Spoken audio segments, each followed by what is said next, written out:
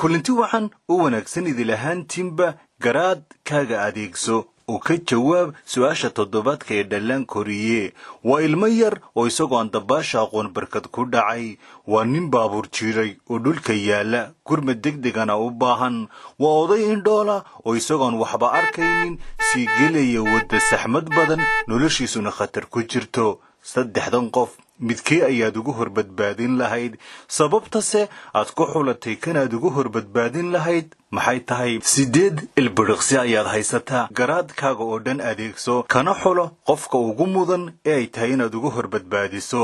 toddobaadka soo socda iyo su'aasha tan ku xigta ayaan idinku sheegi doonaa qofka ay tahay in loogu horbadbaadiyo iyo sababta balse intaas ka hor adigu noogu sheeg commenti sababta aad u xulatay qofka aad ugu horbadbaadin lahayd